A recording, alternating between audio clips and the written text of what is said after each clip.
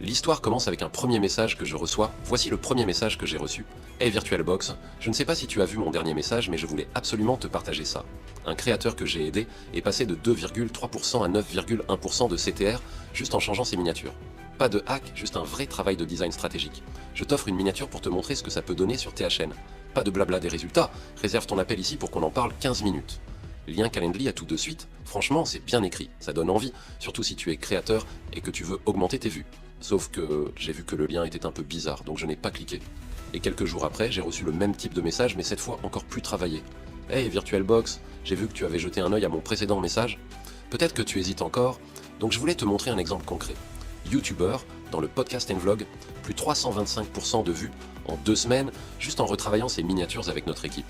Et le meilleur, tu peux tester gratuitement, sans engagement. On t'offre ta première miniature pour que tu vois toi-même la différence. Livraison rapide, révisions illimitées, 100%, adapté à ton contenu. Tu veux voir à quoi ressemblerait ta prochaine miniature? Réserve ton appel ici. 15 minutes consulting for creating YouTube thumbnails. À très vite. Encore une fois, même lien, mais cette fois caché derrière un texte marketing encore plus professionnel. Leur but, c'est de t'amener à cliquer sans réfléchir. Ce que je veux vous faire comprendre. Je ne dis pas que je suis intelligent. Si j'ai évité de me faire hacker, c'est juste parce que je suis informé. Et c'est ce qu'il manque à beaucoup d'entre nous. Un proverbe africain qui cite « L'ignorance est la nuit de l'esprit, et une nuit sans lune ni étoile ». En clair, sans information, on avance dans le noir complet. Mais alors comment analyser un lien sans cliquer? Étape 1, survoler le lien. Quand tu reçois un lien, ne clique jamais directement. Place juste ta souris dessus sans cliquer. Tu verras en bas à gauche de ton écran, le vrai lien complet va apparaître. Comme vous pouvez le voir, si tu vois des mots comme track, redirect ou des suites bizarres de lettres et chiffres, c'est très mauvais signe. Souvent, ce sont des liens de tracking ou de phishing. Étape 2, copier le lien sans l'ouvrir. Mais si tu veux vraiment vérifier, fais clic droit sur le lien, puis copier l'adresse du lien. Je répète, clic droit, pas gauche. Utilisez web.archive.org pour voir le lien. Web.archive.org est un site qui va te permettre de voir à quoi ressemble le lien sans jamais y entrer. Je te mets le lien en description. Voici comment l'utiliser. Va sur webarchive.org. Tu verras un champ de recherche.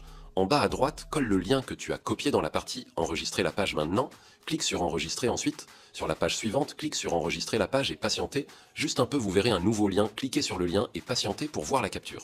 Cela te permet de savoir si c'est un vrai site professionnel, un faux login ou un lien dangereux. Et là, vous voyez que le site N est pas du tout professionnel. Attention, dans mon cas, j'ai vu que c'était exactement le même lien dans les 2 messages, mais déguisé différemment.